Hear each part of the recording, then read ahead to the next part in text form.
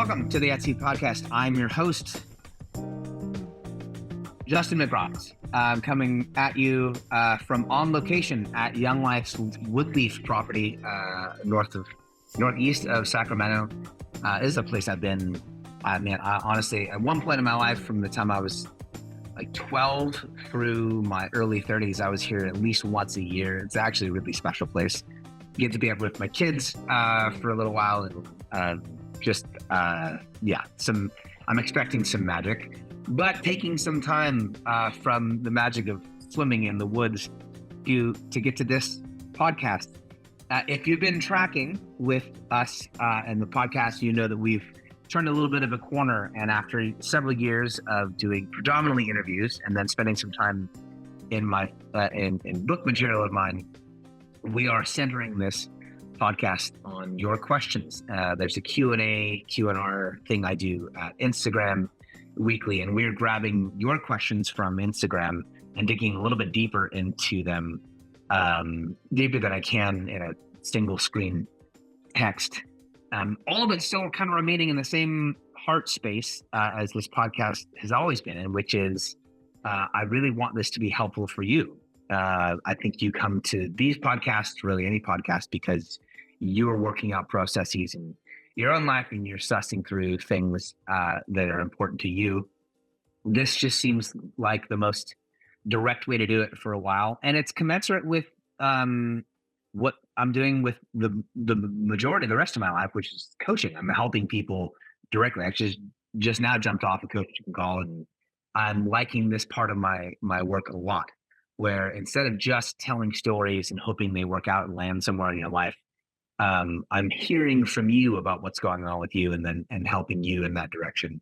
So if and when things from this podcast prompt or stir further considerations for you with regards to your vocation or your spiritual life or leadership questions, feel free to jump to justinmcross.com and book a time, and let's dig even deeper into these things. But let's go right now. Let's go to the line and see who's here. I've got 4 or 5 questions we're going to try to get to during this section, during this episode of the podcast. And this one, actually, I'm going to start with, because this was actually part of the conversation I just had with a coaching client. The question is, do you have a specific process or questions for discernment when making a decision?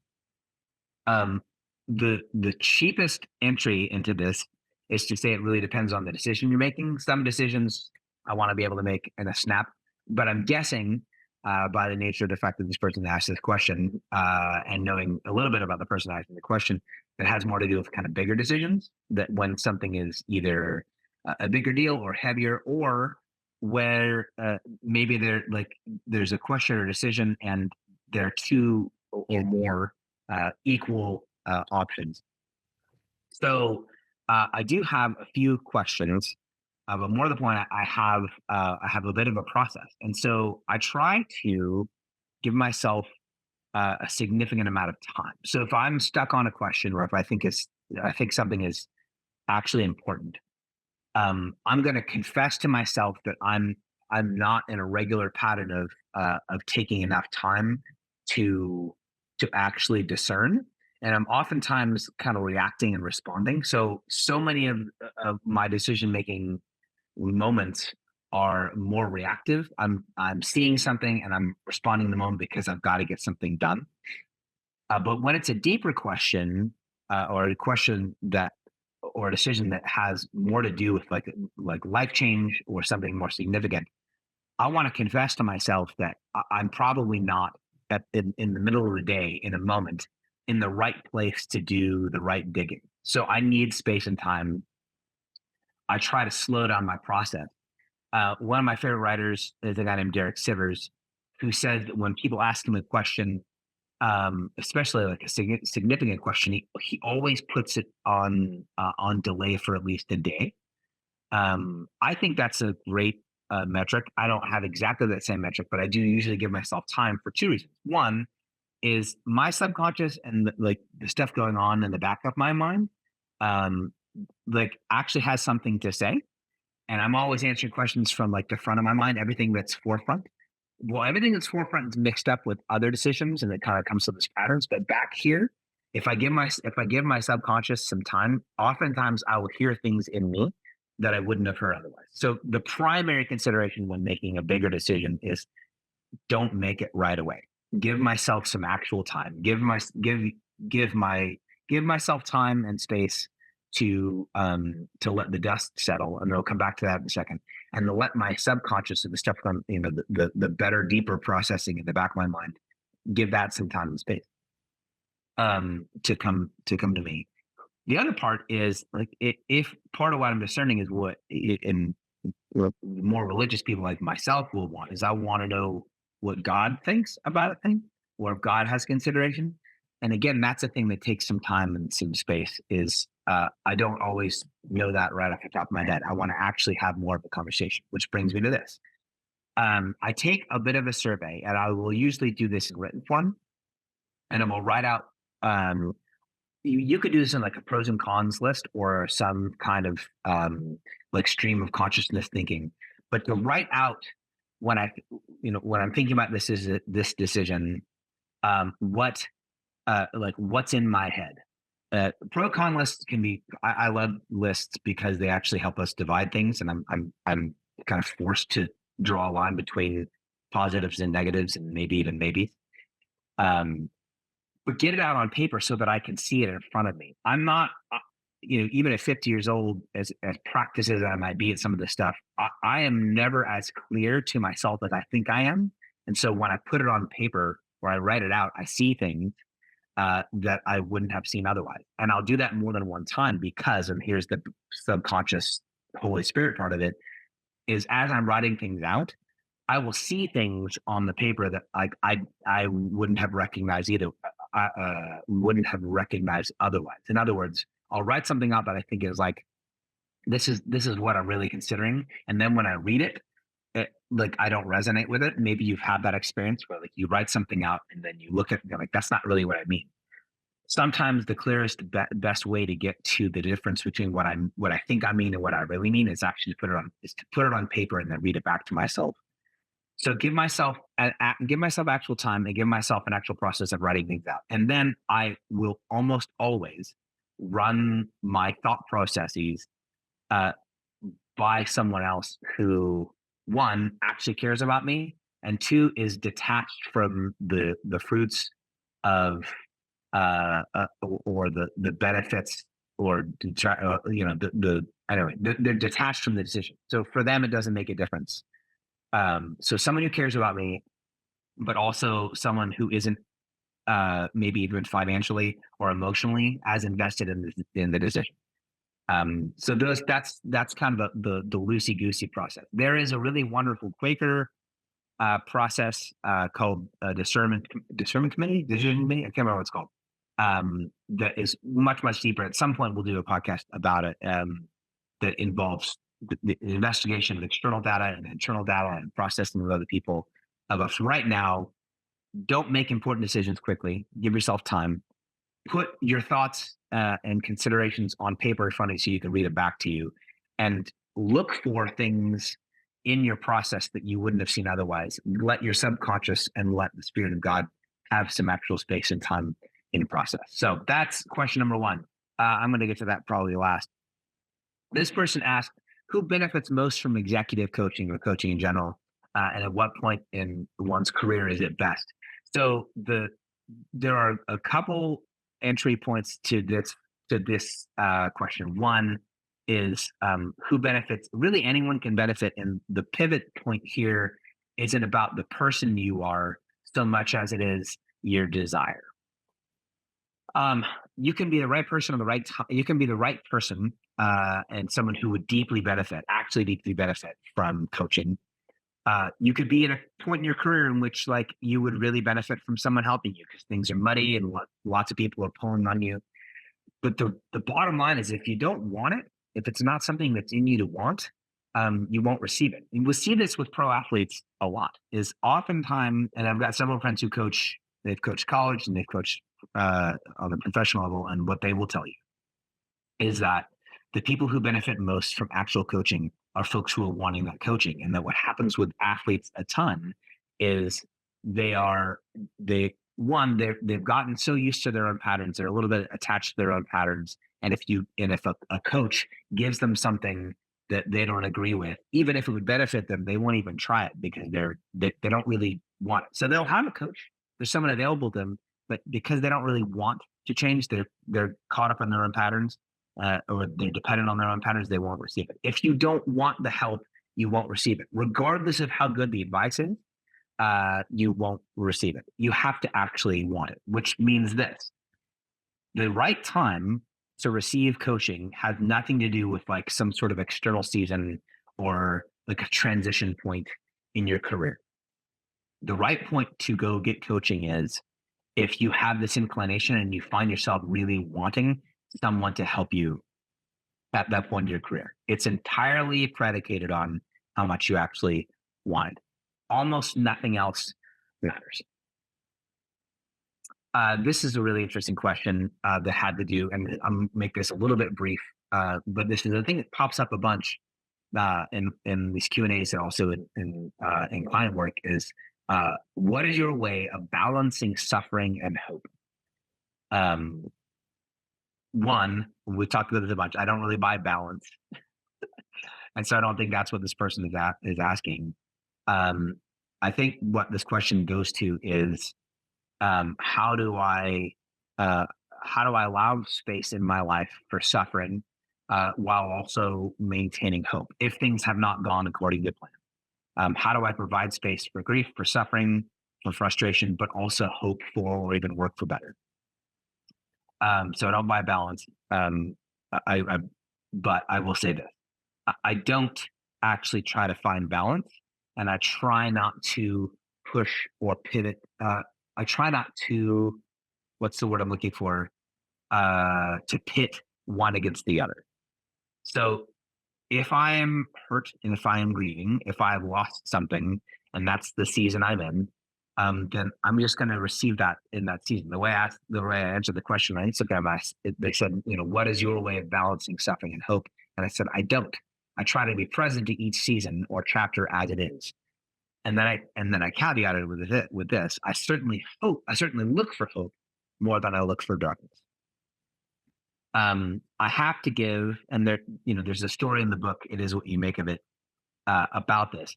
I have to give sadness, frustration, anger, and darkness their moment. Oftentimes when they're asking for it, because if I don't, they'll take it from somewhere else. And in so doing, I really mean it when I say it. Those seasons sometimes last longer because we're trying to get them to end. They want to go deep. Sadness, anger, frustration, they want to go deep. They don't really want to last forever. But we delay our seasons of frustration and grief and anger because we're trying to get out of them. And we cause ourselves more frustration. We cause ourselves more grief. We cause ourselves more suffering because we're trying to end it. We're trying to fix it. And if I can make space and time to go deeper with my frustration, to go deeper with my anger, to go deeper with my disappointment, when they're asking for that time, then those seasons tend to last a little bit, take up a little bit less time. And I don't look for grief and darkness because they'll just show up. I do look for hope, including in seasons of darkness and disappointment and in moments, which is to say this: even our seasons and moments of darkness, disappointment, and anger are actually contextualized by hope. So even as I enter into I'm grieved, I'm sad, I'm disappointed, I tell myself this, and a little bit of the gospel I preach to myself, and I would suggest you preach to you, is that even this, it won't just pass, but even this darkness, even this disappointment, even this anger is actually part of a longer process in which hope actually wins. That's the thing I have to tell myself. So I don't have to look for darkness and disappointment. Those things will show up. I do have to tell myself, preach to myself, and look for hope, even in moments of darkness, frustration, and anger. Let's do this one, and I'll hang out here for just a little bit, and then we'll wrap things up. I try not to get too much into this philosophical on this podcast anymore. But this question comes up a bunch. and I know exactly who this person is who asked the question. What is your main criticism of deconstruction? Thank you, brother, for bringing this back to the table. This is what I wrote, and I'll dig deeper into it. What is your main criticism of deconstruction? They're not asking, by the way, about deconstruction as a philosophical um, idea. They're asking about deconstruction as a cultural movement, and this is what I said. Much of what is offered in the name of deconstruction is not deconstruction at all. It is simply cultural criticism that lacks any real courage because it refuses to admit what it wants instead. Real critique, cultural or otherwise, is rooted in preference and vision and value. Too much of what the deconstruction movement has become is pointing out things that we don't like or don't want or things that we want better, but never having the guts to say, here's an idea, or this is what I'm trying to do instead.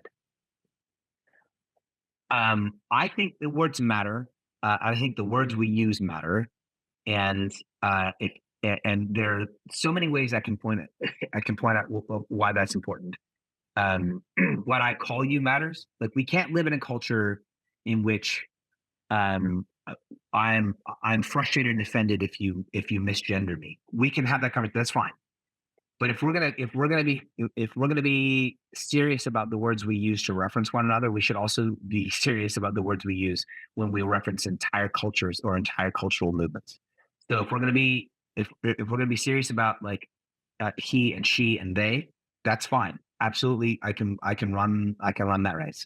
And if we're gonna use a word like deconstruction, let's honor the tradition it came from, and let's honor the meaning of that word as it exists in its philosophical and academic tradition.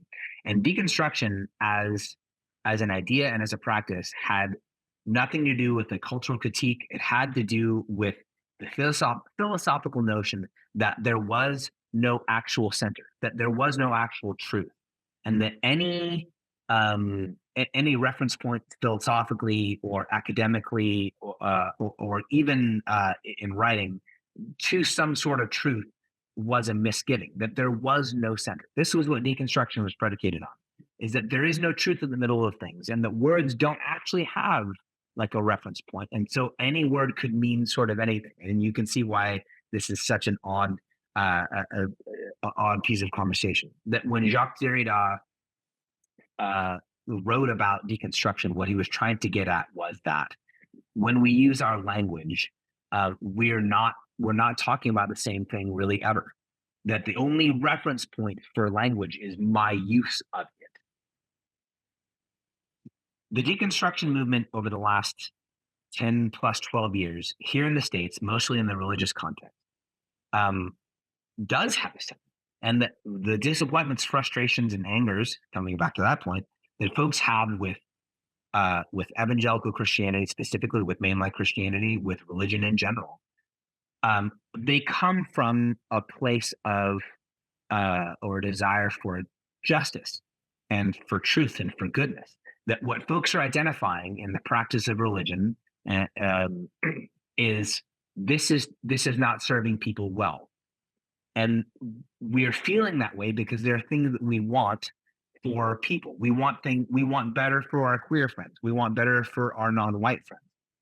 What the deconstruction movement has lacked in courage, and why I say it has lacked courage is because in so few places and at so few moments during the deconstruction movement process have persons said, this is the thing that I'm wanting better, and this is the direction I'm headed. It is almost entirely rooted in, or the not rooted in, almost the entire movement has been a matter of just pointing out that's not right, this isn't good, and it should be torn down.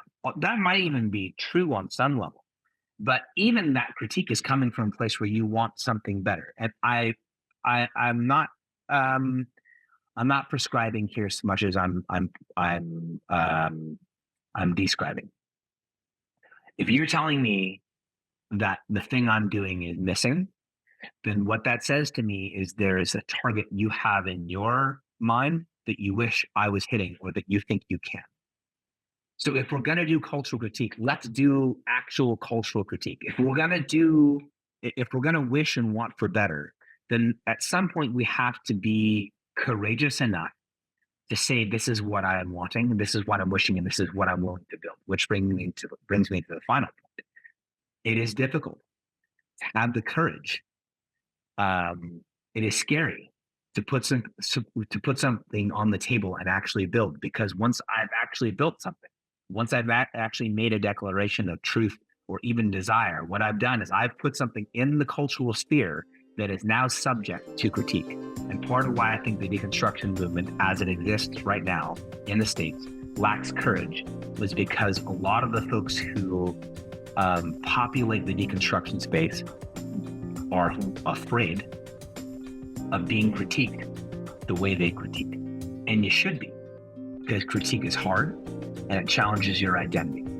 But if we're going to do that work, then doggone it, let's do that work. So thank you for joining me on this episode of the At-Sea podcast. Again, I'm your host, Justin McRoberts.